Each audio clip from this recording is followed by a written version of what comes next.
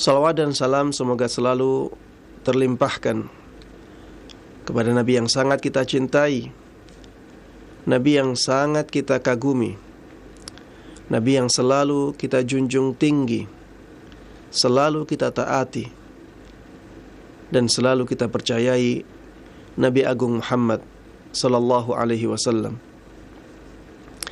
Mudah-mudahan salawat dan salam tersebut juga terlimpahkan kepada seluruh keluarga beliau, seluruh sahabat beliau, dan juga seluruh kaum muslimin dan kaum muslimat yang mengikuti beliau dan para sahabatnya dengan baik hingga hari akhir nanti. Ikhwati wa akhwati fillah rahimani wa rahimakumullah. Pada kesempatan kali ini kita akan membahas pembahasan al-mashu 'ala al-hawail. Mengusap sesuatu yang menghalangi sebagian dari anggota tubuh yang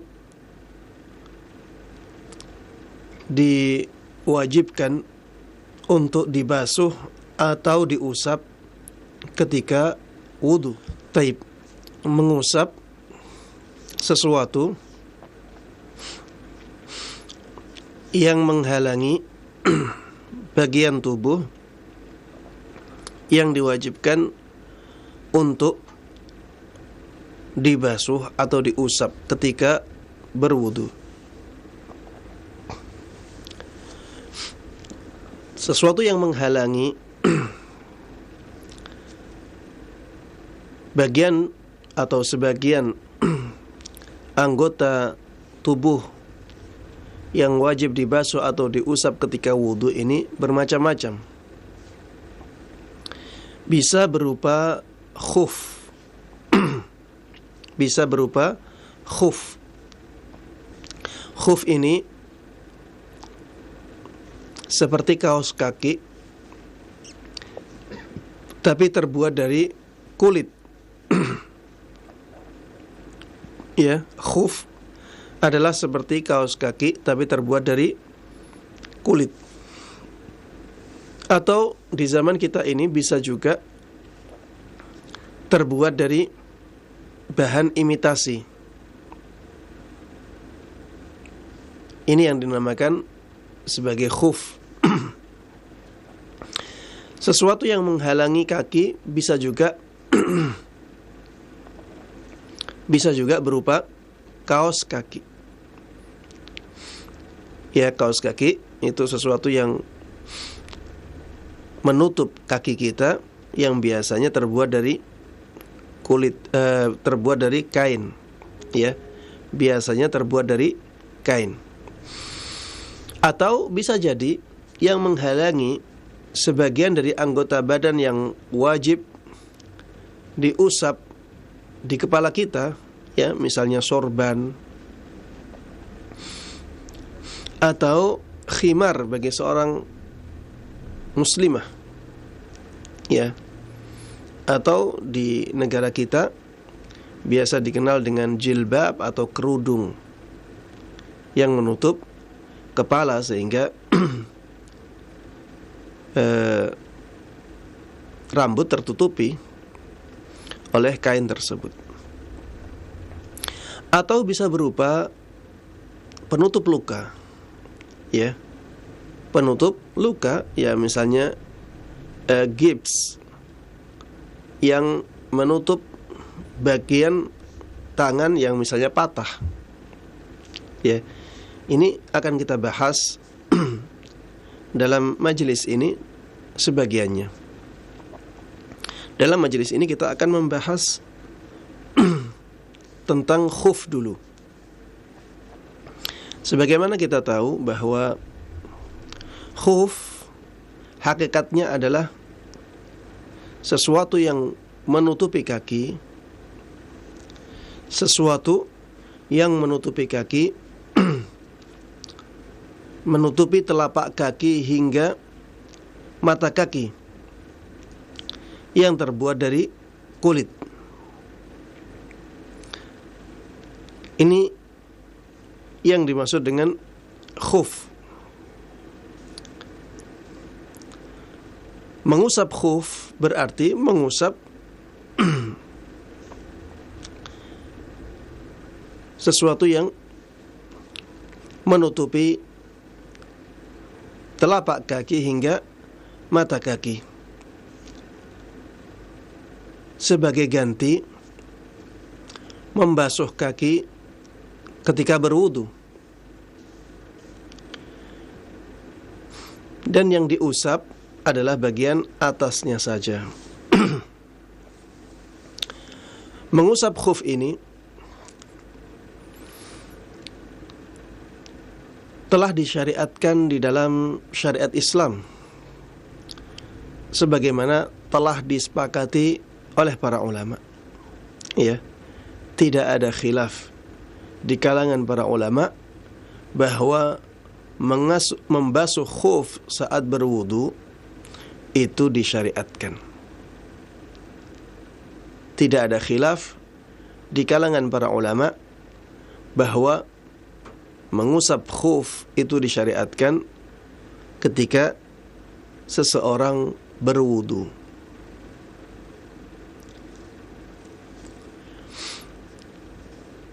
Dan disyariatkannya mengusap khuf ini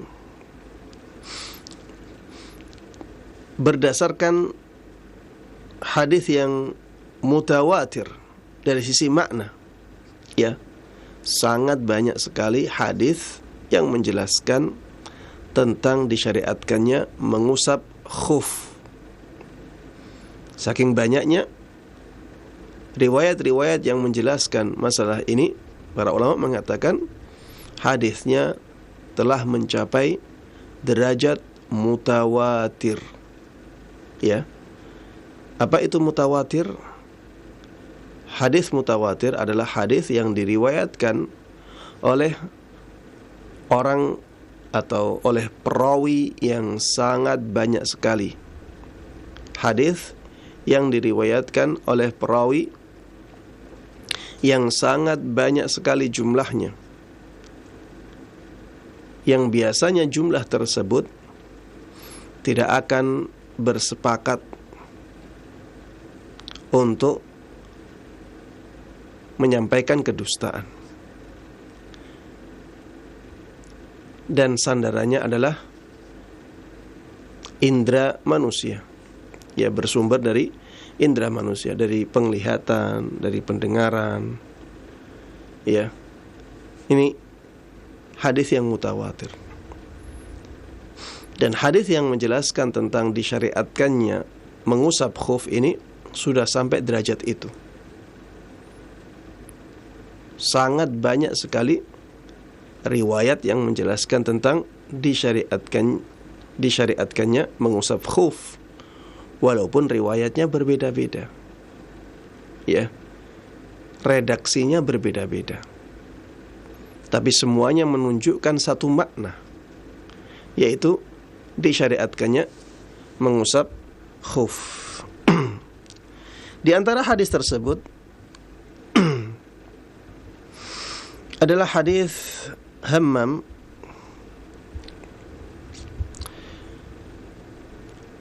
beliau mengatakan bala jarirun thumma tawadda wa masaha ala khuffaih.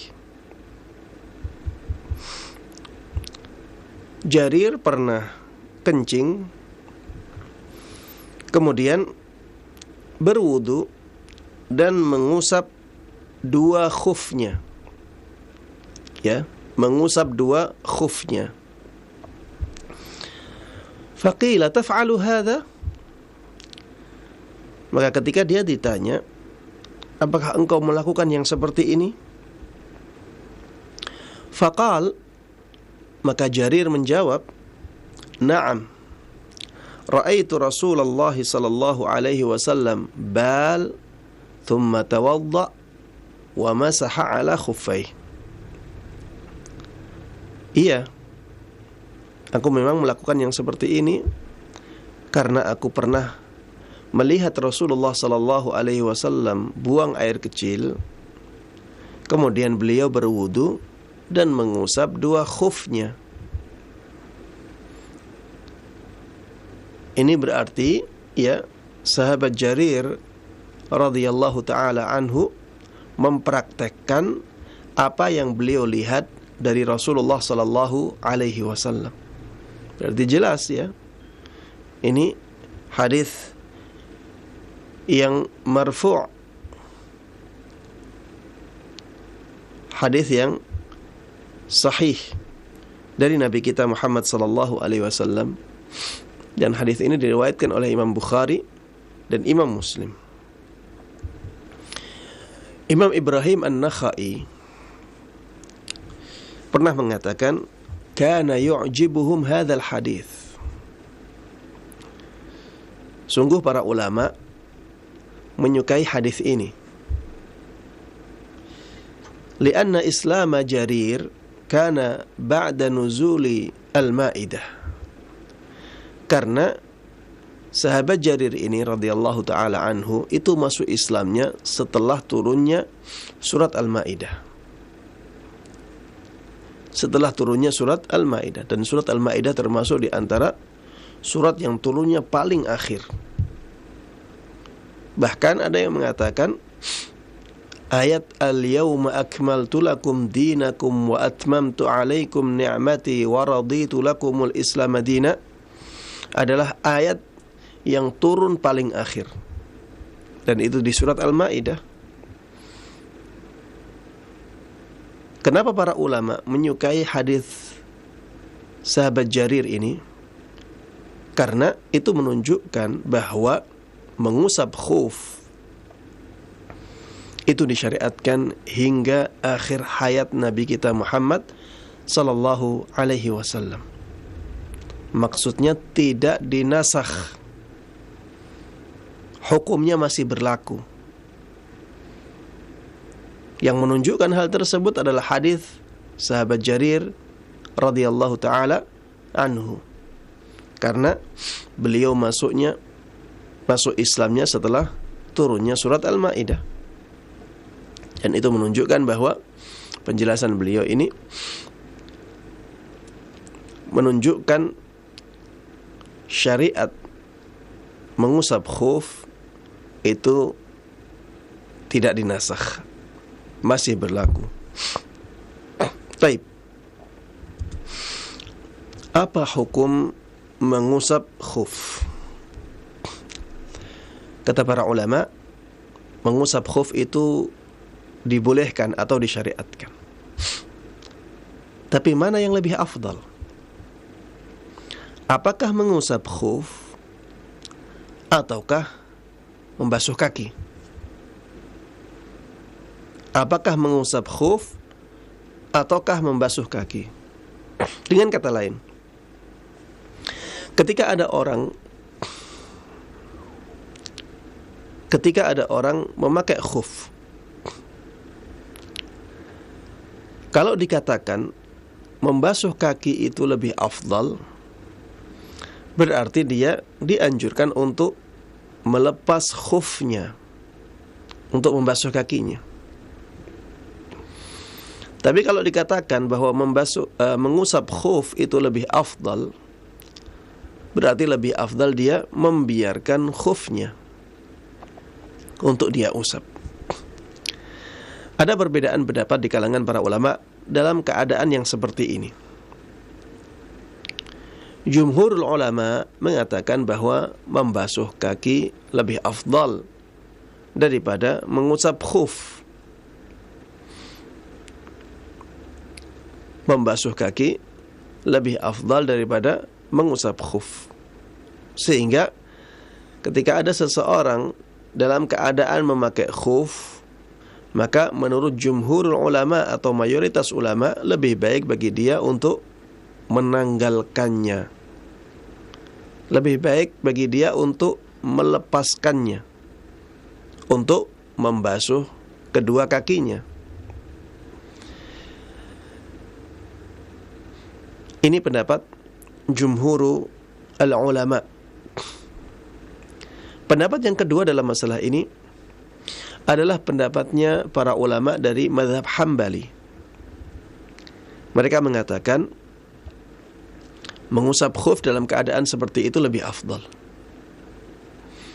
Dalam keadaan orang memakai khuf, maka mengusap khuf lebih afdal daripada membasuh kaki. Kenapa? Karena itu keringanan dalam syariat. Dan Allah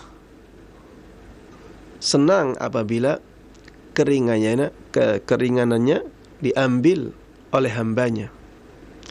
Keringanannya dimanfaatkan oleh hambanya. Ya, innallaha yuhibbu an tu'ta rukhasuhu kama yakrahu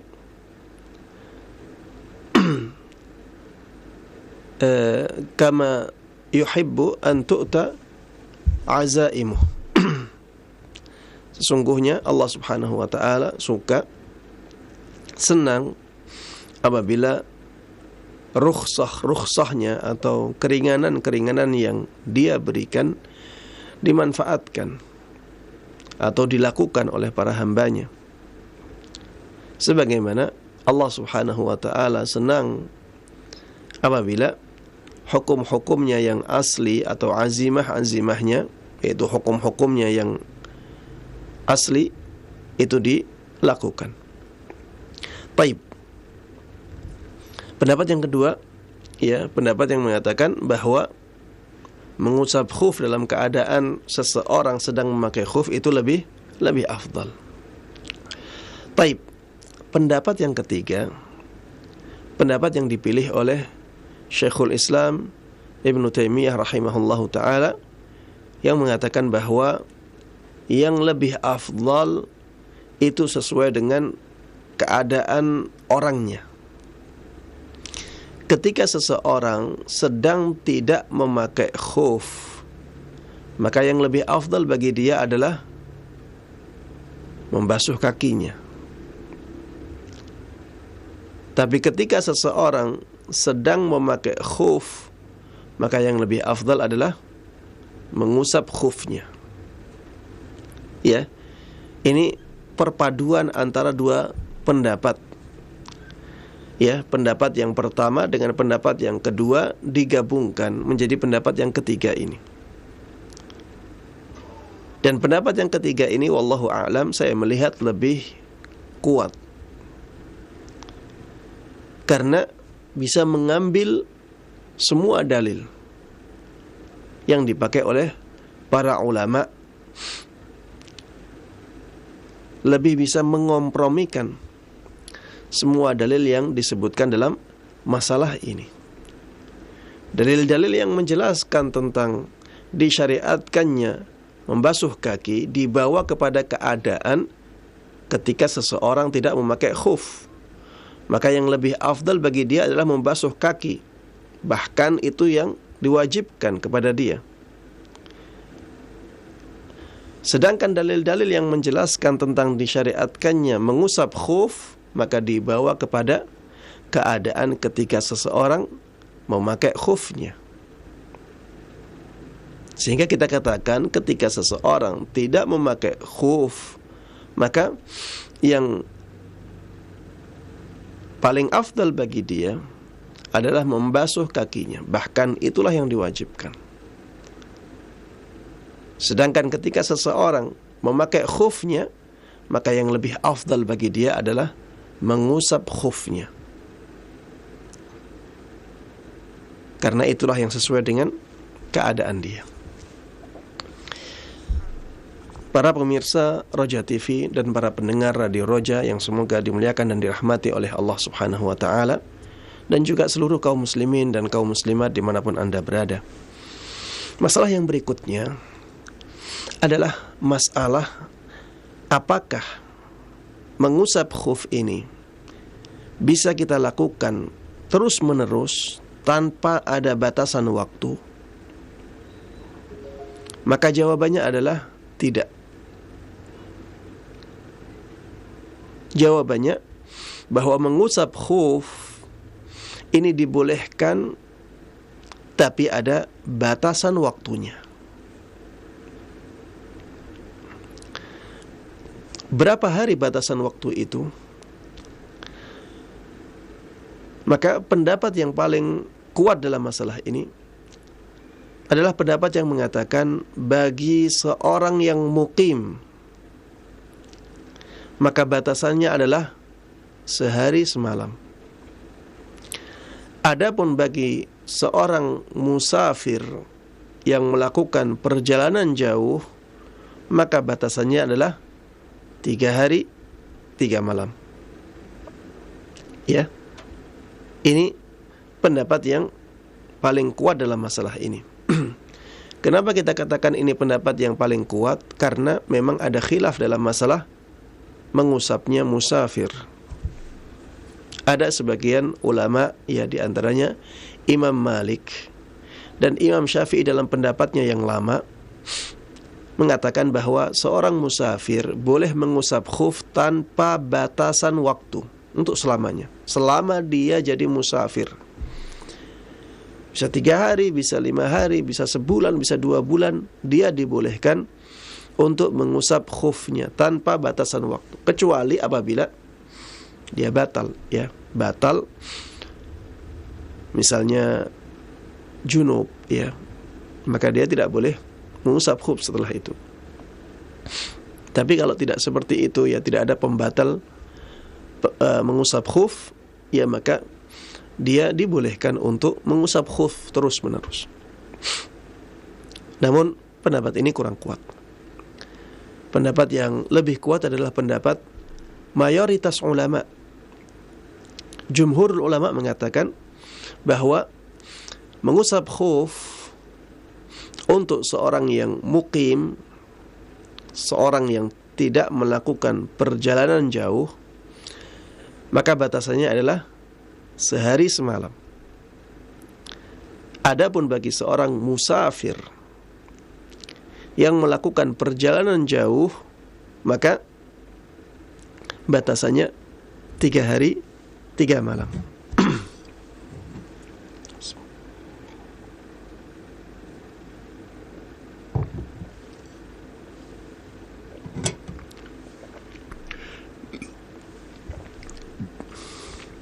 Hadis yang menjelaskan masalah ini, ya, sangat banyak. Di antaranya hadis dari sahabat Ali ibn Abi Thalib radhiyallahu taala anhu. Beliau mengatakan, anna Nabiy sallallahu alaihi wasallam ja'ala 3 ayyamin wa layaliyahunna lil musafir wa yawman wa lailatan lil muqim. Sesungguhnya Nabi kita Muhammad sallallahu alaihi wasallam menjadikan 3 hari 3 malam untuk seorang yang musafir, dan menjadikan 1 hari 1 malam untuk seorang yang muqim. Dan beliau di sini sedang menjelaskan tentang batasan mengusap khuf dari sisi waktunya. Taib. Begitu pula hadis Auf ibn Malik al-Ashja'i. Hadis dari sahabat yang mulia Auf ibn Malik al-Ashja'i radhiyallahu ta'ala anhu, anna Nabiy sallallahu alaihi wasallam amara bil mashi 'ala al-khuffaini fi ghazwati Tabuk 3 ayyamin wa layaliyahunna lil musafir wa yawman wa lailatan lil muqim. Bahwa Nabi kita Muhammad sallallahu alaihi wasallam memerintahkan mengusap kedua khuf di perang Tabuk 3 hari 3 malam untuk seorang musafir, dan sehari semalam untuk seorang muqim. Taib. Ini pendapat yang paling kuat dalam masalah ini beserta dalilnya, ya, dalilnya sangat jelas. Sehingga ketika kita memakai khuf, kita harus tahu batasan ini. Ketika kita tidak dalam keadaan safar, maka kita mengusapnya sehari semalam. Kalau kita keadaannya safar, kita dibolehkan untuk mengusapnya hingga 3 hari 3 malam. Jamaah sekalian, kaum muslimin dan kaum muslimat rahimani wa rahimakumullah. Pembahasan yang berikutnya yang perlu kita ketahui adalah kapan waktu permulaan mengusap khuf. Kapan waktu permulaan mengusap khuf? Pembahasan ini penting untuk mengetahui kapan berakhirnya sehari semalam, kapan berakhirnya 3 hari 3 malam. Kita harus tahu ini ngitungnya dari kapan. Apakah ngitungnya sehari semalam dalam batasan pemakaian khuf itu dari ketika memakai, ataukah dari ketika mengusap,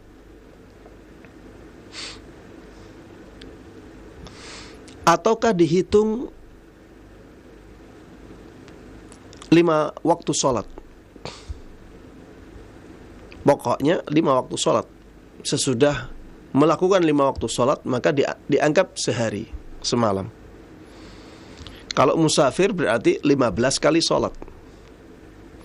Ya, ini pendapat-pendapat yang disebutkan dalam masalah ini. Ya, saya ulangi, di sini ada beberapa pendapat. Ya, namun saya di sini hanya akan menyebutkan pendapat-pendapat tersebut dan mana pendapat yang lebih kuat. Saya tidak akan menyebutkan semua dalil yang disebutkan oleh pendapat-pendapat itu, karena ini membutuhkan waktu yang panjang ya, dan akan membingungkan bagi para jamaah yang tidak terbiasa dengan penjelasan khilaf para ulama. Ya, sering kali saya singgung bahwa para ulama tidaklah berbeda pendapat kecuali ada sandaran dalil yang mereka gunakan. Para ulama tersebut tidaklah berbeda pendapat karena hawa nafsu mereka, tapi karena memang mereka melihat dalil dan dalil tersebut menyampaikan mereka kepada pendapat yang mereka pilih. Karena mereka semuanya sepakat wajibnya mentaati Allah dan Rasulnya. Taib, sehingga pendapat-pendapat yang akan disebutkan itu sebenarnya ada dalilnya masing-masing. Sebenarnya ada dalilnya masing-masing. Apakah kita boleh memilih sesuai dengan apa yang kita inginkan dari pendapat-pendapat tersebut karena setiap pendapat ada dalilnya? Maka jawabannya tidak, ya. Kita hanya boleh memilih pendapat yang menurut kita dalilnya lebih kuat. Atau bagi orang yang awam, ya, maka orang tersebut diwajibkan untuk mengikuti siapa yang dia tanya dari para ulama, ya, yang sampai kepada dia ilmu yang mana, itu yang dia jalankan. Bagaimana kalau misalnya yang sampai kepada dia banyak pendapat, maka dia diwajibkan untuk mengikuti siapa ulama yang menurut dia paling alim, ya, paling berilmu. Karena orang awam tidak bisa melihat dalil mana yang lebih kuat. Kalau misalnya dia bisa tahu dalil mana yang lebih kuat, maka dia keluar dari kategori awam dan dia diwajibkan untuk mengikuti dalilnya. Baik. Di sini disebutkan ada 5 pendapat dalam masalah ini. Pendapat yang pertama, pendapat yang mengatakan bahwa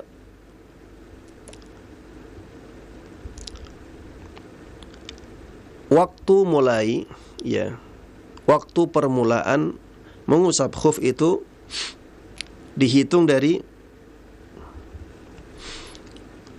waktu batalnya wudu dia setelah memakai khuf. Misalnya dia berwudu di jam 12. Setelah berwudu dia memakai khuf.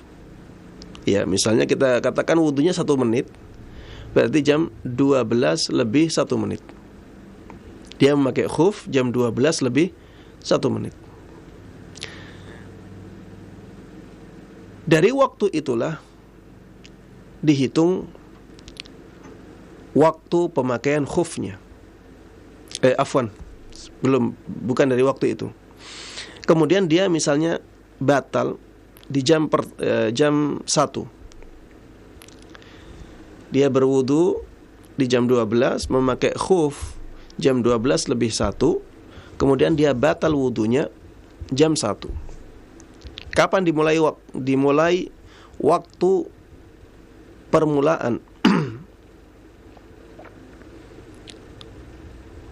memakai khuf? Dimulainya adalah jam 1. Dianggap jam 1 sebagai waktu permulaan waktu memakai khuf. Sehingga kalau dia seorang mukim, maka batasannya sampai jam 1 di hari berikutnya. Kalau dia seorang musafir, maka jam 1 setelah 3 hari, ya.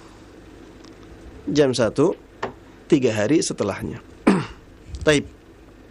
Ini pendapat yang pertama, ya. Pendapat ini dipilih oleh Imam Ats-Tsauri. Pendapat ini juga dipilih oleh Imam Syafi'i, dipilih oleh Imam Abu Hanifah, dan ini juga pendapatnya para ulama dari mazhab Hambali. Mereka mengatakan karena waktu itulah dia dibolehkan untuk mengusap khuf, maka dimulai dari waktu itu.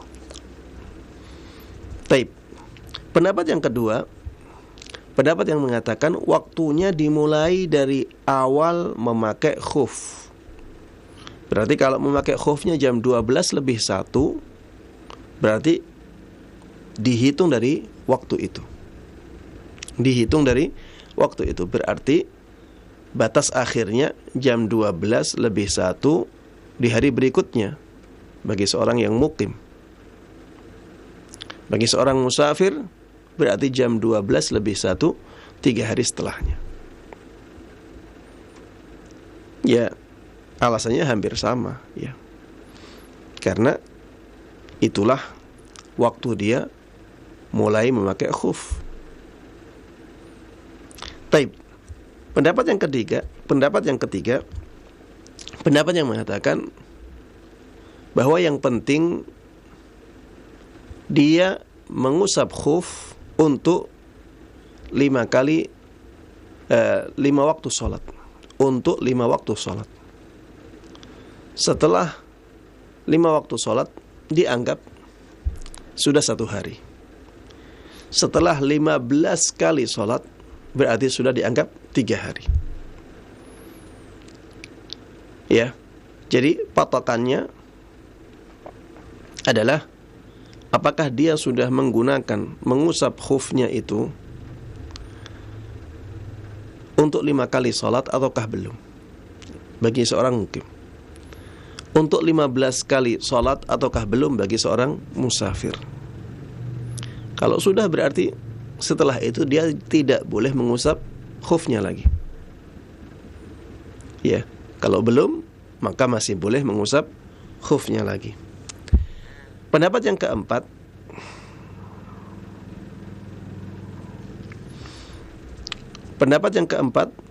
adalah pendapat yang mengatakan dimulainya penghitungan waktu adalah ketika dibolehkan baginya mengusap khuf setelah hadas. dibolehkannya bagi dia untuk mengusap khuf setelah hadas. Baik dia mengusap khufnya ataukah tidak.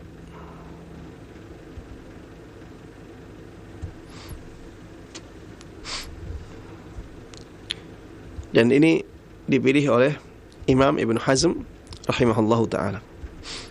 Dan pendapat yang terakhir adalah dimulai dari waktu mengusap khuf setelah hadas.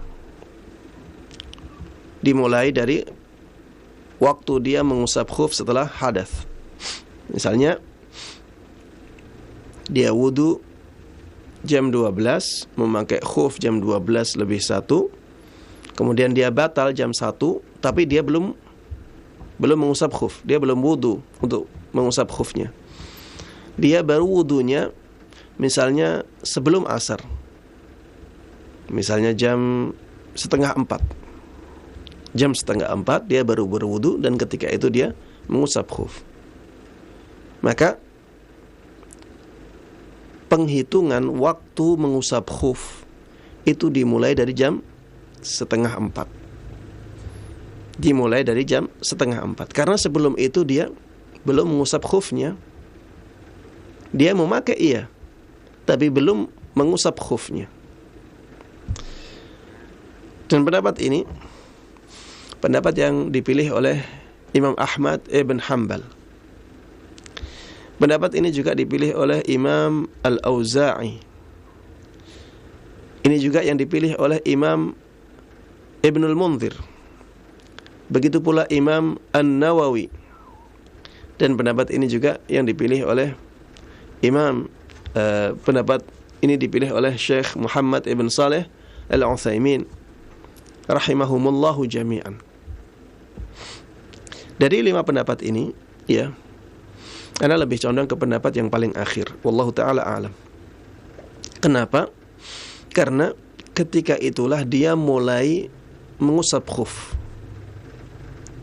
Karena ketika itulah dia mulai mengusap khuf. Sehingga waktunya dimulai ketika itu. Sebelumnya dia belum mengusap khuf sama sekali. Sebelumnya dia belum mengusap khuf sama sekali. Sebelumnya dia berwudu biasa. Kemudian setelah itu dia dibolehkan untuk memakai khuf. Dibolehkan untuk memakai khuf. Belum mengusap, baru memakai. Makanya mengusap khufnya, ya, waktu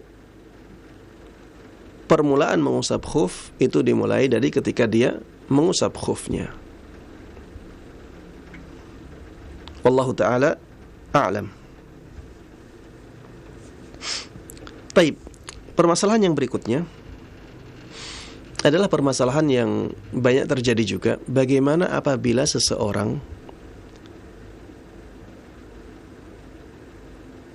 asalnya mukim, tapi kemudian setelah itu dia melakukan safar. Asalnya mukim, kemudian setelah itu melakukan safar. Atau sebaliknya, dia asalnya musafir, mengusap khufnya sudah 2 hari, kemudian setelah itu dia pulang sampai ke rumah.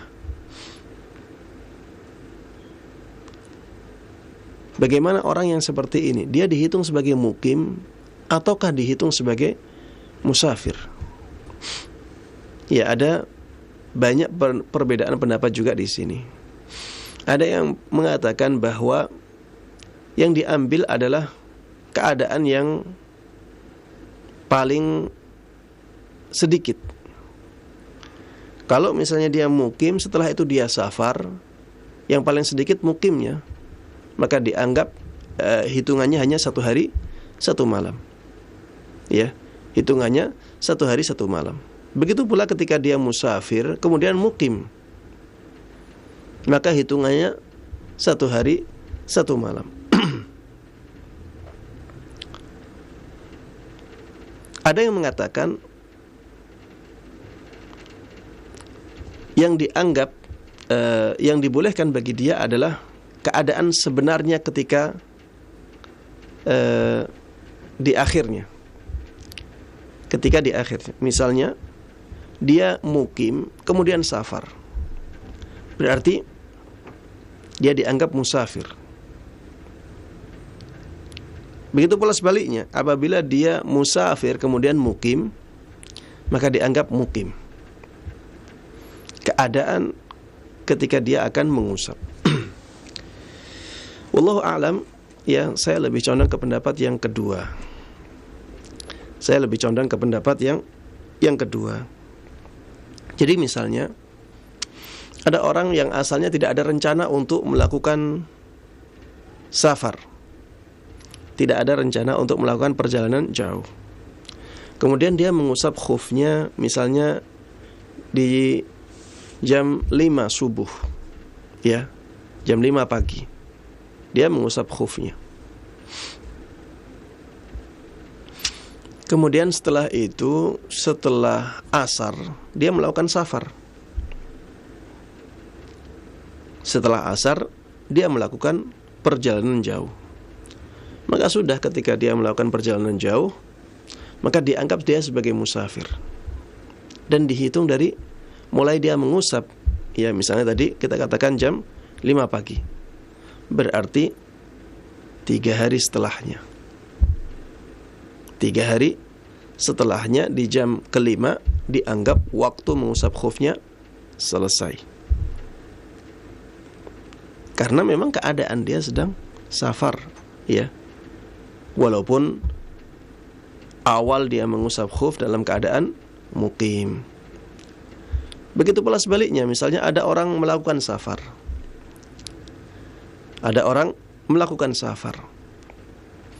Dia sudah seharian melakukan safar, kemudian setelah itu dia balik ke rumah di hari yang sama. Ya, misalnya melakukan perjalanan jauh sampai 100 kilo lebih, seharian di sana, ya. Kemudian di hari berikutnya dia pulang. Ya, di hari berikutnya dia pulang sebagai mukim. Maka ketika dia mengambil hukum mukim, ketika itu dianggap waktu mengusap khufnya selesai. Kenapa? Karena batasan waktu mengusap khuf untuk seorang mukim itu sehari semalam, dan dia lebih dari itu sudah.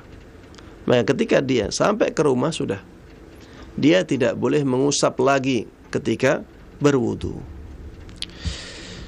Namun pembahasan yang juga penting untuk diketahui adalah apakah ketika waktunya habis itu berarti dia batal wudunya?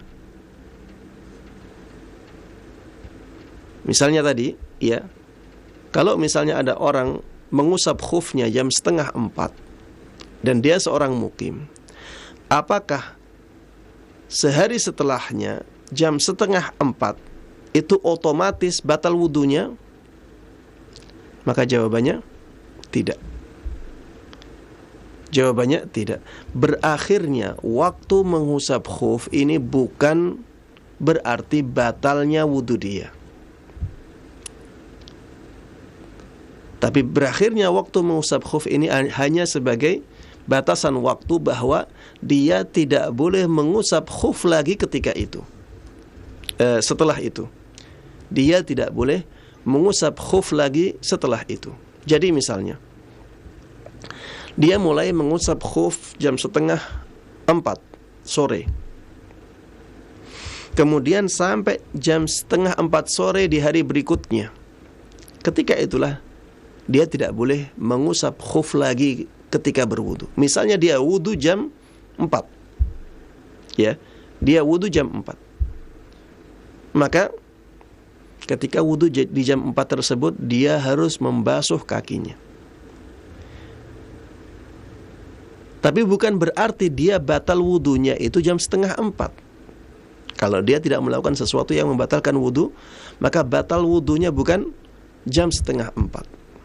Tapi kalau misalnya dia, mohon maaf, kentut di jam 4:4, berarti batal wudunya di jam 4:4.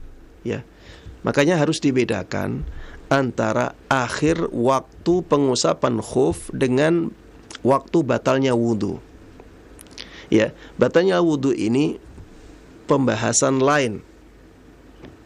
Ini tidak ada hubungannya dengan waktu berakhirnya mengusap khuf. Ya, makanya ketika waktu mengusap khuf ini belum berakhir dan dia batal berkali-kali, tidak ada masalah. Ya. Karena tidak ada hubungan antara batalnya wudu dengan batas waktu mengusap khuf. Batas waktu mengusap khuf ini hanya untuk memberikan batasan bahwa setelah batas waktu itu dia tidak boleh lagi mengusap khufnya. Dia harus membasuh kakinya lagi. Kemudian ketika ingin memakai khuf dan mengusapnya, dia pakai setelah itu. Ya, ini yang harus difahami juga dalam masalah mengusap khuf. Taib. Ya, demikian yang bisa Anda sampaikan dalam kesempatan kali ini, ya, karena waktu membatasi kita. Masih ada beberapa permasalahan dalam mengusap khuf yang harus kita ketahui, dan insyaallah akan kita bahas permasalahan-permasalahan yang berikutnya di pertemuan berikutnya insyaallah ta'ala. Mudah-mudahan yang kita bahas dalam kesempatan ini bermanfaat bagi kita. Mudah-mudahan Allah berkahi ilmu kita, dan mudah-mudahan Allah Subhanahu wa ta'ala memberikan taufiknya kepada kita untuk bisa mengamalkan ilmu yang sampai kepada kita dengan baik dan mudah, dan juga bisa mengajarkannya kepada orang lain. Amin amin ya rabbal alamin. Wa sallallahu wa sallama wa baraka ala nabiyyina Muhammadin wa ala alihi wa sahbihi wa man tabi'ahum bi ihsanin ila yaumiddin. Walhamdulillahi rabbil alamin. Nah, jazakallahu khairan wa barakallahu fikum Ustaz atas penyampaian materi yang sangat bermanfaat sekali di kesempatan ini. Demikian ikhwatal Islam jazakumullah. Silakan bagi Anda yang ingin bertanya secara langsung. Halo. Halo, assalamualaikum warahmatullahi wabarakatuh. Waalaikumsalam warahmatullahi wabarakatuh. Dengan Ibu siapa di mana? Dengan hamba Allah di Riau. Silakan Ibu. Ya, terima kasih.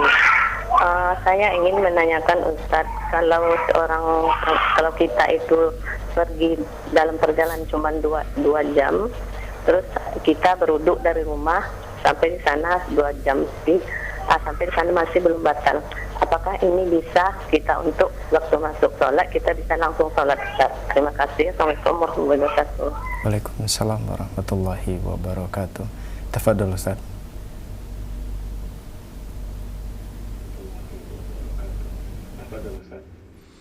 Iya, orang yang melakukan perjalanan 2 jam, ya, baik itu perjalanan jauh maupun perjalanan ya yang tidak sampai pada batas safar, ini tidak masalah dia tidak memperbarui ibadah wudunya, ya. Tidak ada masalah bagi dia untuk tidak memperbarui ibadah wudunya.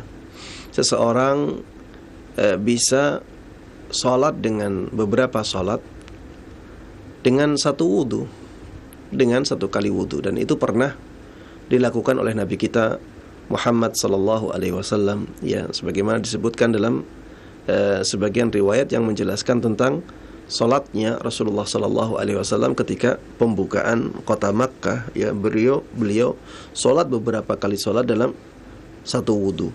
Ya, yang penting seseorang ya tidak batal wudunya. Sehingga apabila ada orang misalnya dia wudu untuk sholat subuh, kemudian wudu tersebut ia tidak batal sampai sholat isya, dibolehkan bagi dia untuk tidak memperbarui wudu sampai sholat isyanya, ya. Namun yang lebih afdal adalah memperbarui ibadah wudu ketika akan sholat fardu. Ketika akan sholat fardu, kita disunahkan untuk memperbarui ibadah wudu kita. Wallahu ta'ala alam. Nah, jazakallahu khairan wa barakallahu fikum Ustaz atas jawaban yang disampaikan. Semoga bermanfaat untuk ibu yang berada di Riau. Baik, kami beralih ke pertanyaan melalui pesan singkat di kesempatan ini dari Ummu Kiran di Jakarta. Assalamualaikum warahmatullahi wabarakatuh Ustaz. Ustaz, mengenai mengusap kepala bagi akhwat, saya pernah mendengar ada yang menjelaskan bahwa jika rambut panjang dan diikat maka usap dari depan ke tengkuk, namun saat kembali ke depan ditepuk-tepuk saja supaya rambut tidak berantakan. Apakah cara ini benar atau bagaimana caranya Ustaz? Jazakallahu khairan. Ya, untuk mengusap rambut ya, cukup dengan mengusap bagian luar rambut ya. Kalaupun rambut tersebut dikuncir, maka kita usap ya bagian luar dari rambut yang dikuncir itu. Tidak harus ya dibuka kuncirannya sama sekali. Ya, tidak ada keharusan sama sekali untuk itu. Dan kita harus tahu ya, ada perbedaan antara bagian yang diusap dengan bagian yang dibasuh dari anggota-anggota tubuh kita saat berwudu. Untuk anggota yang dibasuh ya, seperti misalnya wajah, maka basuhan tidak dianggap sah kecuali basuhan tersebut merata mengenai semua bagian wajah kita. Begitu pula ketika membasuh tangan. Basuhan tangan ini tidak dianggap sah kecuali air sampai ke semua bagian tangan yang wajib dibasuh. Ya. Dari ujung tangan sampai ke siku, semuanya harus kena air. Karena yang diwajibkan di situ adalah basuhan. Begitu pula ketika membasuh kaki. Maka semua bagian kaki sampai ke mata kaki harus terkena air. Tidak boleh ada bagian yang tidak terkena air. Ini dalam masalah basuhan. Berbeda dengan masalah usapan. Kalau anggota-anggota tubuh yang wajib diusap atau disunahkan untuk diusap, maka aturannya lebih longgar. Ya, aturannya lebih longgar. Pada anggota-anggota badan yang diusap ini, tidak harus semua anggota badan kena usapan. Tidak harus semua anggota badan itu kena usapan. Misalnya ketika mengusap kepala, memang kita menjadikan tangan kita mengusap semua kepala. Ya. Sehingga ada usaha untuk mengenai semua rambut. Tapi tidak harus semua rambut kena. Karena ada rambut-rambut yang di bawah yang tidak kena. Tapi hanya yang di luar saja yang kita berusaha untuk mengenainya atau mengusapnya. Begitu pula dengan misalnya mengusap telinga. Tidak harus semua bagian telinga terkena usapan tangan kita. Tapi kita berusaha untuk mengenai semua bagian telinga kita. Kalau ada yang tertinggal, tidak ada masalah. Kalau ada yang tertinggal, ya tidak ada masalah. Yang penting kita sudah berusaha untuk memberikan usapan kepada seluruh telinga kita. Sama dengan mengusap khuf, ya. Mengusap khuf juga demikian. Kita berusaha untuk mengusap semua bagian atas khuf. Kalau misalnya ada bagian dari usapan tersebut yang tidak terkena, ada bagian atas khuf yang tidak terkena usapan, maka tidak ada masalah. Tertinggal sedikit-sedikit tidak ada masalah.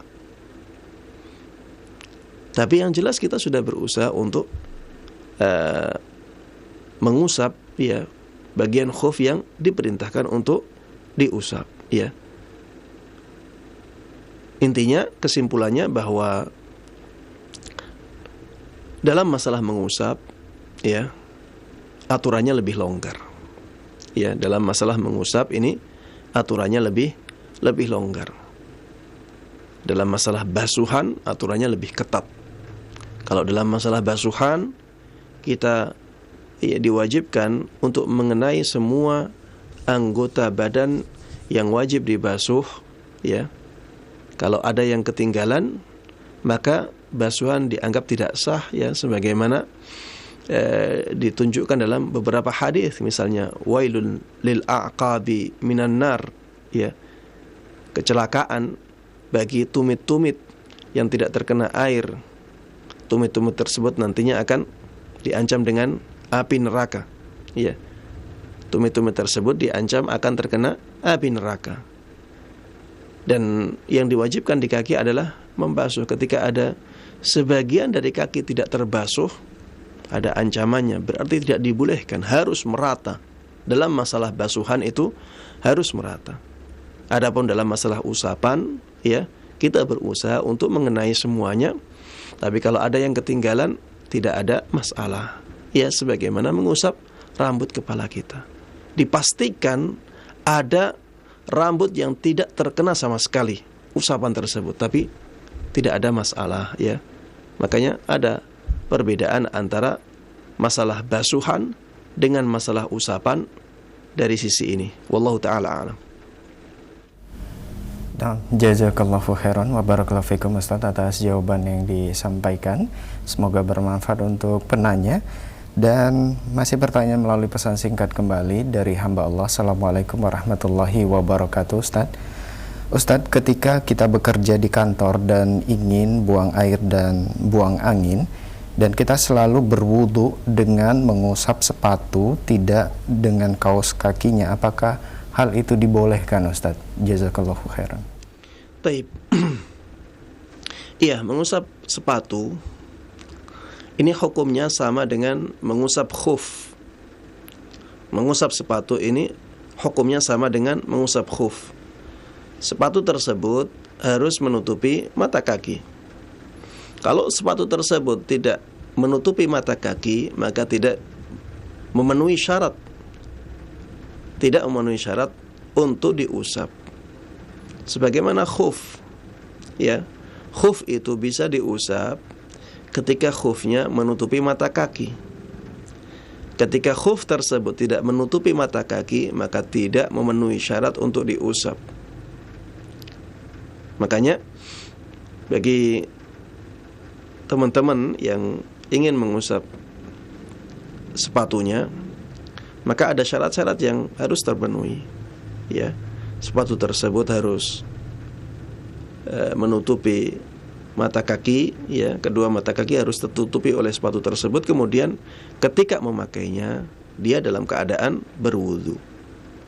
Ketika memakainya, dia harus dalam keadaan berwudu, sebagaimana dalam masalah khuf. Wallahu ta'ala a'lam. Ya, karena terbatasnya waktu, ya, dan waktunya sudah selesai, maka kita akhiri kajian kita sampai di sini, ya.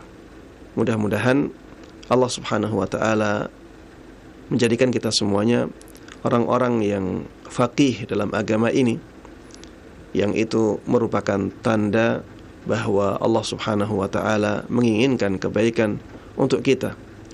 Dan mudah-mudahan Allah Subhanahu wa ta'ala menjadikan kita orang-orang yang punya semangat untuk menerapkan sunnah Nabi Muhammad SAW dalam kehidupan kita, sehingga Allah Subhanahu wa ta'ala mewafatkan kita semuanya dalam keadaan itu, dalam keadaan berpegang teguh dengan sunnah beliau sallallahu alaihi wasallam.